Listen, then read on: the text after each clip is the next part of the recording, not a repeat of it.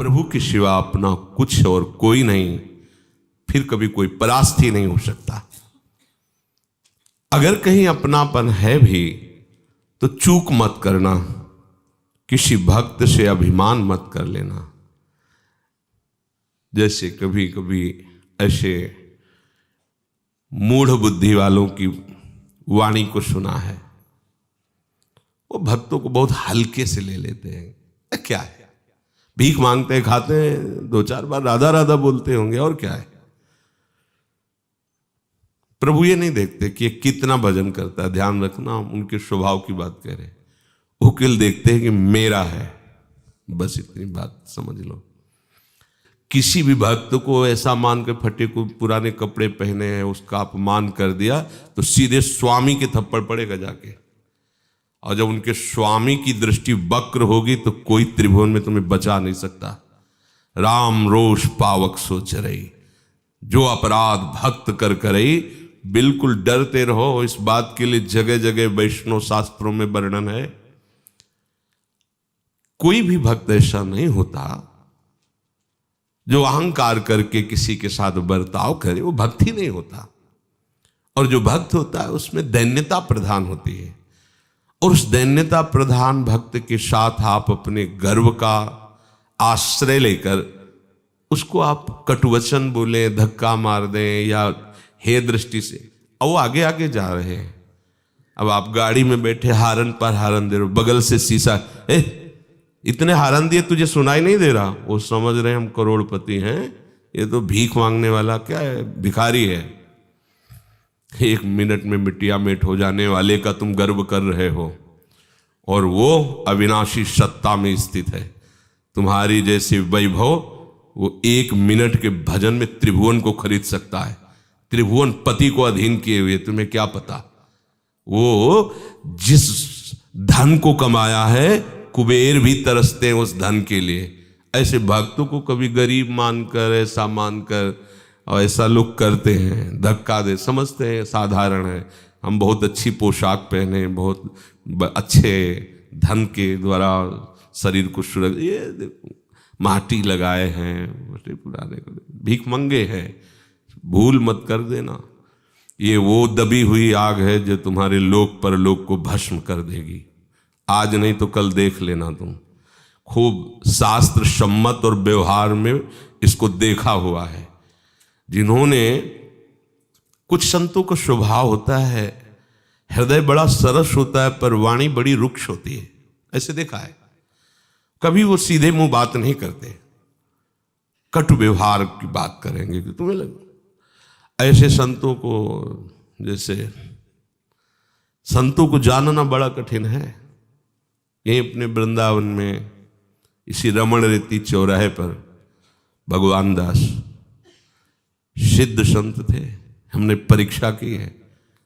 आप लोगों ने शायद देखा हो, जो पुराने हैं, चौराहे पर पड़े रहते थे। कोई कुछ भी रख जाए, कुत्ता भी खा रहा है, वो भी खा रहे हैं। कभी दिगंबर पड़े हैं नंग धड़, कभी ऐसे ही पड़े हैं। पागल से ज्यादा उनको कोई नहीं समझता था। वो अगर आप कुछ देने जाओ तो ईंट उठा करके भी प्रहार करने की चेष्टा, या 2-4 थप्पड़ मार ही देते थे। आप देने गए खिचड़ी या कुछ रख दिए। आप लोगों ने देखा है? शायद नहीं देखा होगा, पुरानी बात है। एक दिन वैसे आए और पीछे से गले में से हाथ डाला हुआ है। तो हम सीन देखे हुए थे कि घूंसा और थप्पड़ चलाते हुए उनको, तो हम सावधान हुए कि आज पिटने का अवसर आएगा। सावधान, और धीरे से हाथ पकड़ के अपने हटाया, ऐसे किया। वो कुछ बंगाली भाषा में बोल रहे थे, शायद उनका शरीर बंगाल की तरफ का था। हमारी तो कुछ समझ में नहीं आया, पर एक विशेष प्रकार का आनंद अंदर लगा। परिक्रमा दे रहे थे, तो दूसरे दिन राधा रमन जी के दर्शन करने गए तो कुलिया प्रसाद मिला। कमंडल, छड़ी, झोली ये साथ ही रखते, कहीं भी निकलना हो। परिक्रमा जा रहे तो वही वेशभूषा, भिक्षा जा रहे तो वही।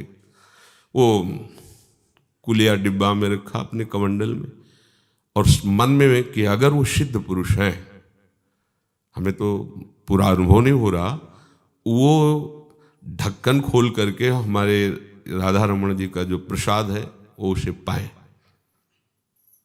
और परिक्रमा देते हुए। जो ही रमण रेती में तो एक वृक्ष था बड़ा सा, बीच मार्ग में, अब वो अंतर्ध्यान हो गया, बड़ा सा चबूतरा था, उस पे वो बैठे थे।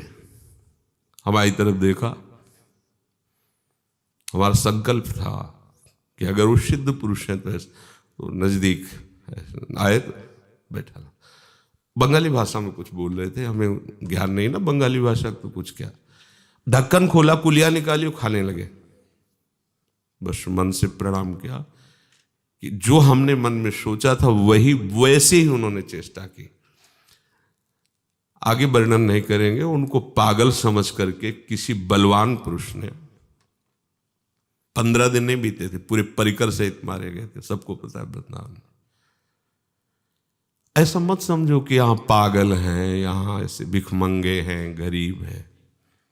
ये सब सनाथ है, ये राधा मोहन जी का महल है, और इनके दरबार में ये जो ऐसे रह रहे हैं, भीख मांग के खा रहे हैं, फुटपाथ में सो रहे हैं, ये सौभाग्य बड़े बड़े महापुरुष भी मांगते हैं, तरसते हैं। कभी अपनी प्रभुता को देखकर किसी ऐसे दैन्य मूर्ति भक्त का अपमान न कर दे। बोले मन वचन निश्चय जान, मन वचन कर्म से जान लीजिए, अगर ऐसा हो गया तो इससे बड़ा कोई अपराध नहीं है, और ये डरते रहना चाहिए। भक्तों से कभी कोई अपराध हमारा उनके प्रति न बन जाए, ऐसा आंतरिक, जो ऐसा डरेगा वो अभय पद में स्थित हो जाएगा। अब देखो, कोई भी अपराध हो उसके क्षमापन के लिए अवसर है। बोले सकल आयु सत कर्म में जो पे बितई होई, भक्तन को अपराध एक डारत छिन में खोई। पूरी आयु सत्कर्म किया हो, पूरी आयु सत्कर्म, पर उसने भक्त का अपराध कर दिया। बोले एक क्षण में पूरी आयु का सत्कर्म भस्म हो गया। ये जो अहम है तुम्हारे दान पुण्य का, तुम्हारी सत्क्रियाओं का, ये प्रभु के आश्रय की समानता नहीं कर सकता। बड़ा भारी अनुष्ठान तुम जप का और दूसरों से भी करवा रहे हो, खुद कर रहे हो, बहुत भंडारा, बहुत दान पुण्य कर रहे हो, और एक केवल आश्रित है भगवान की, उसकी समानता त्रिभुवन के दानी मिल करके नहीं कर सकते। ध्यान रखना, एक केवल भगवद आश्रित है, प्रभु के सिवा उसका ना कोई बल है, ना कोई आश्रय और ना कोई साधन है। और आप बहुत कुछ सब कर रहे हैं, तो ध्यान रखना उसके 16वें अंश के बराबर भी नहीं हो आप, क्योंकि उसने एकमात्र प्रभु का आश्रय लिया है।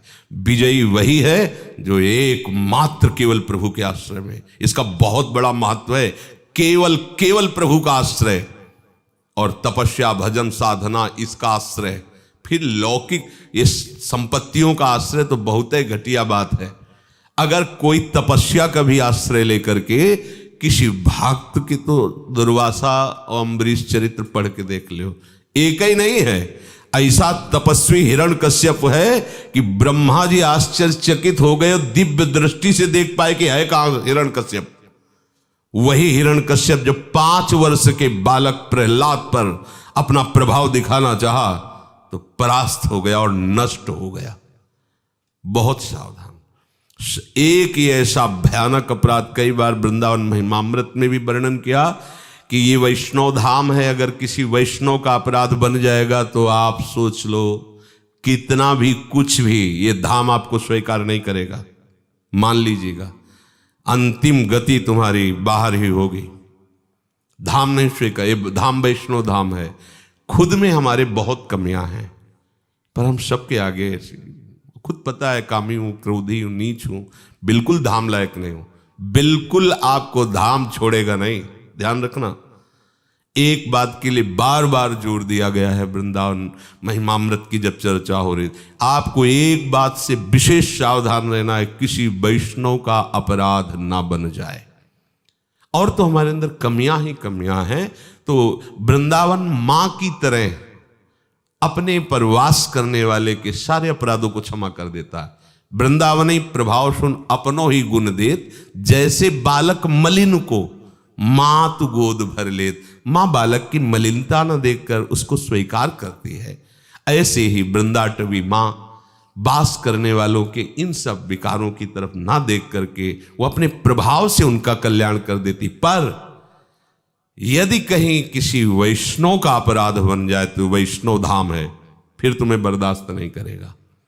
तो कह रहे सकल आयु सत्कर्म में, ये इस प्रसंग में क्यों वर्णन किया ध्रुवदास जी ने? प्रसंग तो भजन का चल रहा था, कैसे क्या, और बात यहां अपराध की वैष्णव, क्योंकि भजन करते हुए भी अगर ये बात रहेगी तो केवल आराध्य देव के सुख में मगन होने का जो संकल्प लिया है, भाव लिया है, निश्चितता हृदय में ठहराई है, ये नहीं रुक पाएगी। आनंद का अनुभव, वैष्णव अपराध करने वाला कभी भी आनंदित नहीं रह सकता। जिसके अंदर वैष्णव द्रोह है, वैष्णव के प्रति हे भाव है, भाई मधुकर शाह जी वैष्णव को देखते ही साष्टांग प्रणाम करते, नमस्कार करते।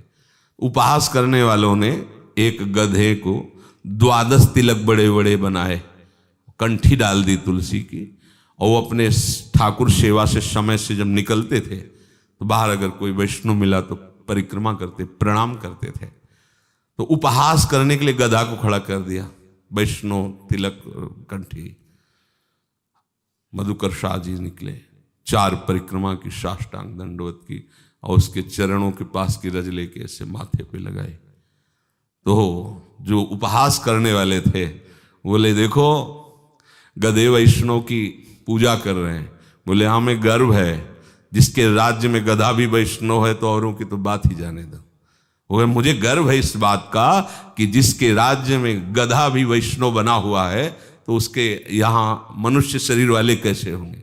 सख्त आदेश था, भगवत सेवा किए बिना, भगवत भजन किए बिना कोई भी हमें नहीं नजर आना, जिसे अम्बरीश जी का था। सख्त आदेश, सब ठाकुर सेवा विराजमान करें, सब कीर्तन करें, सबके घर से भगवान नाम ध्वनि आनी चाहिए, जिसको जो आवश्यकता हो खजाने से ले जाओ, पर आपके घर में आराधना होनी चाहिए। सकल आयु सत्कर्म में जो पे बितई होए, नहीं देखते, नहीं मानते, परिणाम बहिर्मुख बने घूमते रहते हैं। नहीं, यहां ज्यादा भजन का बल नहीं है, आश्रय का बल है। ये आश्रय डुबो देता है। यहाँ फिर स्वार्थ आपने भजन गए फिर बाँ, यहाँ तो ऐसे सहज में रो पड़ोगे, ऐसा धाम है। ऐसे ही हृदय में आनंद की उफान आने लगेगी। ये प्रेम धाम वृंदा विपिन है। पर आ क्यों नहीं रहा? क्योंकि ये हमारी वृत्ति बहुत गंदी है। किसी भी व्यक्ति को देखकर उसमें दोष देखना, उसके दोष वर्णन करना, उसको ये माना है ठीक नहीं चल, तुम ठीक चल रहे हो, क्या देख रहे हो, क्या सुन रहे हो, क्या बोल रहे हो, यह वृंदावन वास का स्वरूप, यह भक्ति का स्वरूप। परदोष दर्शन, परदोष वर्णन, परदोष चिंतन, ये तो हमारे मार्ग का बहुत बड़ा विघ्न है। हमें उसमें प्रभु देखना है या दोष दर्शन करना है? और समस्त अपराध बन जाए, पाप बन जाए, उसके मोचन के लिए नाम भगवान बहुत ही सामर्थ्यशाली है।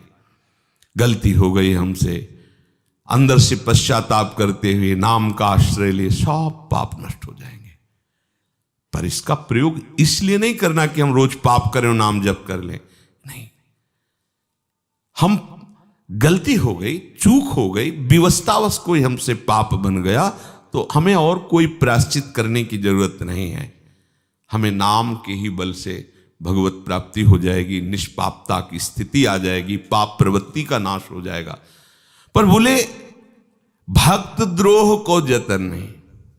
नाम जापक वैष्णव के प्रति यदि अपराध बन गया, द्रोह बन गया, तो फिर ये नाम भी नहीं मिटा पाएगा।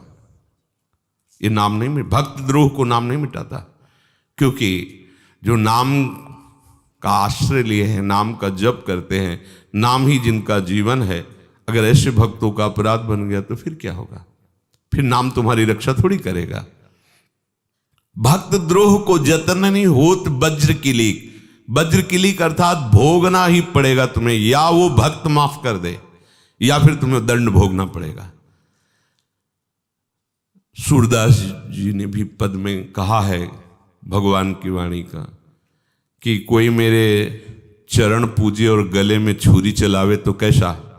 ऐसे ही कोई मेरा नाम जप करे, मेरी पूजा करे, मेरे भक्त से द्रोह करे तो ऐसा बोले नाम जपते हुए भी उसे जमपुर में जाना पड़ेगा और कष्ट भोगना पड़ेगा, दंड भोगना पड़ेगा यदि मेरे भक्त का अपराध करता है, भक्त की निंदा करता है।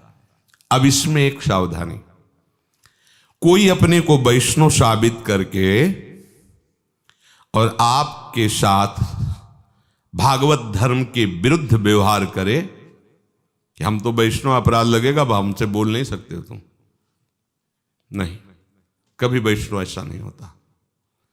वो अत्यंत दैन्य होता है। जैसे तुम डरते हो वैसे वो भी डरता है कि हमसे कोई गलती न हो जाए, मेरे प्यारे के विरुद्ध कोई आचरण ना हो जाए। वो शब में अपने प्यारे को देखता है। वो वैष्णव कैसे अभद्र व्यवहार कैसे कर सकता है? दूरी बना के रखना है। वैष्णव है, भेष में है, प्रणाम है, लेकिन व्यवहार शास्त्र प्रमाणित नहीं है। व्यवहार वैष्णव आचरण के विरुद्ध है तो हम दरवाजा नहीं खोलेंगे, हम बात नहीं करेंगे, नहीं, सिटकी नहीं लगाई चले, गाली भी नहीं देंगे, पर व्यवहार भी नहीं करेंगे। कभी पास बैठने नहीं देंगे, कभी पास बैठेंगे नहीं। समझ लो, ये कोई अपराध नहीं। मानो आप इतना इस बात को ना समझ पाए कि वो अभद्र व्यवहार कर रहा है, वैष्णव है। वैष्णव के द्वारा साधुते होए न कारज हानि, नहीं, संत जो होते हैं, भगवत भक्त जो होते हैं, सबका मंगल होता है। वो कभी किसी का अमंगल नहीं कर सकते, अहित नहीं कर सकते। तो हमें जहां ऐसा लगे कि वैष्णव धर्म के सहारे से धर्म का नाश किया जाता है, हमें दूरी बनानी चाहिए। निंदा न करो, अपमान न करो। सबको भगवान ने इतनी बुद्धि दी कि पहले ही दर्शन में, पहले ही संभाषण में आपको पता चल जाएगा। इतनी बुद्धि तो दी है, हित अहित तो पशु भी पहचानता है। माला लेकर जिसे धाम में जब करते हुए डोल रहे तो मोर नाच रहा, पक्षी बैठे खाए, उनको कोई परेशानी नहीं। और जरा से दूसरा कोई एकदम निकले तो भर भर आके उड़ जाते। उनको भी पता है, हित अहित पता है। अपने सबके पास ऐसी भागवतिक दृष्टि है कि आदमी गलत दृष्टि से देख रहा है या सही दृष्टि से देख रहा है। ये गलत ढंग से छू रहा है या सही ढंग से छू रहा है। ये गलत ढंग से वार्ता कर रहा है या सही। ये सबके है, क्योंकि भगवान सबके हृदय में बैठे हैं। और अंदर के भगवान कह रहे हैं इससे बात नहीं करना, इससे मिलना नहीं, इससे बोलना नहीं, प्रणाम, बस ना दरवाजा खोलना ना बैठना है। अगर बैठ चुका है तो हाथ जोड़ करके पधारिए आप, हमें ठाकुर सेवा है, हमें अपना भजन, और कृपा करके कभी आइएगा नहीं। भाषा यही होनी चाहिए, और कृपा करके दोबारा कभी आइएगा नहीं, प्रणाम। ऐसा कोई अपराध इसमें नहीं है, समझ रहे हो? अपराध का तात्पर्य होता है धर्म विरुद्ध व्यवहार उनसे करना। अब आपके दरवाजे में कोई भिक्षुक है, वैष्णव भेष में है, राधे श्याम, क्या है, मेरे कमा जा करके 500 रुपया मिलते हैं लेबरी में, चल दिया मांगने। ऐसा नहीं, मत बोलो ऐसा। वो जो कमाई कर रहे हैं वो 500 रुपये वाली नहीं है। सब ऐसे नहीं होते, उनमें से कुछ ऐसे जैसे कि आटा मांग लिया, उसको बेच लिया, फिर ऐसे कुछ ऐसे हैं जो आटा मांग करके रख लिया, 1 महीने भजन किया उसी से, फिर अगली बार मांगने गए। तो आप अगर एक ही राशि में सबके साथ व्यवहार करेंगे तो ठीक नहीं रहेगा। अगर आपको संशय नहीं देना है तो आप राधे श्याम बोल दीजिए, बस वो समझ जाएंगे। राधे श्याम, जो सच्चे भगवत मार्ग के पथिक होते हैं दोबारा आवाज नहीं देते। राधे श्याम, बस एक आवाज मारी, 1 मिनट रुके, आगे बढ़े। हमारे द्वारा कोई न कोई ऐसा भगवत विरुद्ध आचरण बनने की संभावना हो सकती है। इसीलिए रोज सत्संग, रोज सावधानी, प्रतिपल सावधानी, प्रतिपल नाम का पहरा। पर चूक हो सकती है, असावधानी हमारी होगी उसमें। अब हमको, अगर कोई उपासक असावधान है, हमें लग रहा है गलती हो रही, तो हमें पर्सनल उससे प्रार्थना करनी चाहिए, सच्ची मित्रता से। देखो, आप गुरु भाव में दीक्षा लेकर के भगवत मार्ग में चल रहे हो, आप ये क्या सोच रहे हो, आप ये क्या चेष्टा कर रहे हो, आपको पता है आप कितनी बड़ी गलती कर रहे हो, सावधान। ये तो हुई हित मित्रता। अब उसकी अनुपस्थिति में उसकी बात कहना निंदा हो गई। बात समझ लेना, वो अनुपस्थित है और उसकी बात कही जा रही, वो निंदा हो गई। निंदा तभी मानी जाएगी उसकी अनुपस्थिति में। उसकी उपस्थिति हो और उसको हित की भावना से समझा रहे हैं, वो निंदा नहीं होगी।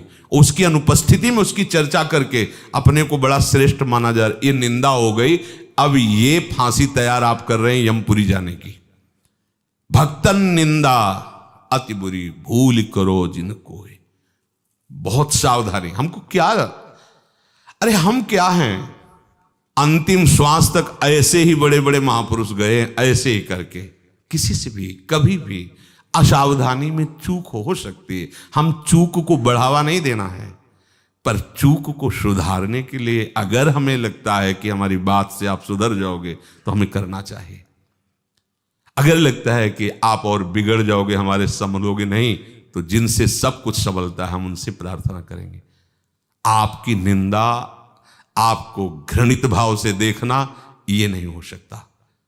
अगर समझा रहे नहीं समझोगे तो तुरंत इसके बाद भगवत भाव, मेरे प्रभु ही स्वरूप में मुझे अभिमान है कि मैं ज्ञानी हूं, इसलिए दिखा रहे, देख तेरे ज्ञान का क्या प्रभाव, कुछ नहीं, नाथ आप ही संभालो। निंदा करने का तो अवसर बनता ही नहीं। देखो, जो भगवत मार्ग के प्रति जो उद्दंडता में, तो उनकी तो निंदा बनती ही नहीं। क्यों नहीं बनती? वो तो गलत ही कर रहे हैं, तो उनके विषय में बोलना क्या है हमें? जो सही कर रहा है फिर गलत में उतर रहा है, वहां में थोड़ी सावधानी की बात। वहां तो क्या, जो गिरा पड़ा है उसके लिए क्या बोलना है? जो सतमार्ग में चल रहा है, अगर उससे फिसलन हो रही हो, हमें ज्ञान है कि यहां फिसल जाएगा, तो हमें प्रार्थना करनी चाहिए, उससे निंदा नहीं करनी चाहिए। ये बहुत बड़ी यात्रा है। आप लोग इस मार्ग में चलो, देखो ना अपने हृदय को। हाँ, कोई इस मार्ग में जो चल रहा, जरा से छींक आ गई तो उसके छींक दिया, अपने दिन भर खांसते रहते हैं, कोई मतलब नहीं। थोड़ा अपने हृदय में झांक, इसका मतलब समझिए, आप हृदय में झांक के देखो। सबका हृदय है, सब कोई प्राकृतिक शरीर से ही संचलित हो रहा है। सच्चिदानंद तत्व को जान जाएगा तो फिर और कोई है ही नहीं, और जानने के लिए चला है तो हो सकता है कभी भी किसी भी क्षण किसी से भी गलती हो सकती है। निंदा स्तुति का मार्ग नहीं है। एक दूसरे को सपोर्ट करके चलो, ये बहुत बड़ी यात्रा है। हम बड़े मतलब द्रवित हृदय से कह रहे हैं, ऐसा ना समझोगे अरे ये साधु में होता ही नहीं, तो साधु बना कहां है? साधुता देखो, गोस्वामी जी कह रहे हैं, कबहू का हो या रहा नहीं रहोगो, श्री रघुवीर कृपालु कृपाते साधु स्वभाव गहोगो। कब ऐसा होगा कि रघुनाथ जी की कृपा से मैं साधु स्वभाव भगवान का स्वभाव, उसी मार्ग में तो चल रहे हैं। पीछे कई बार ऐसी मना स्थिति हुई कि कोई आश्रय नहीं दिखाई दे रहा था, कोई आश्रय नहीं, ऐसे तूफान मना स्थिति। अब क्या हो, घबरा जाते थे। गंगा जी में बैठ करके किनारे उनसे प्रार्थना कर, क्या करूं, कौन सा व्रत रहूं, कौन सी क्रिया करूं, कौन सा तप करूं जिससे ये विकार नष्ट हो जाए। रोए हैं, हे गंगा मैया, कौन सी का क्या वृत्ति धारण करूं, परेशान हो जाते थे। रात दिन भजन मार्ग में चल, बेमतलब में मन का संकल्प, और उसी को देख रहे हैं तो भय लगता कि बताओ, श्मशान गंगा किनारे ऐसे विचरण करे, तब ये हालत है, अगर कहीं तो क्या होगा? ये तो बिल्कुल मना स्थिति तो एकदम बिगड़ी हुई है। और ये 1 2 4 साल साधन की बात नहीं करे, 10 वर्ष साधन में स्थिति रही। 10 वर्ष साधन चल रहा है, पर विपक्ष जोरदार है। अब लाडली जी की कृपा और साधन की कृपा में बड़ा अंतर है। ये चाहे तो एक क्षण में घोर विषयी को महात्मा बना दें, ये चाहे घोर विषयी को, वैश्यागामी को महान, हिंसक को महान, ये इनका खेल है। इसीलिए इन्हीं के आश्रित रहो, इनकी कृपा को जो होते रहो। किसी की भी निंदा करने का अधिकार तुम्हारा नहीं है। कोई गलत आचरण सतमार्ग में चलने वाला कर रहा है तो हमें चाहिए कि एक दूसरे को प्रोत्साहन दे करके आगे बढ़ाए, शास्त्र सम्मत बात उसके सामने रखे कि देखो आप इस बात से जांचना, आपकी गलती हो रही है, आप सुधारो। वो परमार्थ का पथिक चेत जाएगा, सावधान हो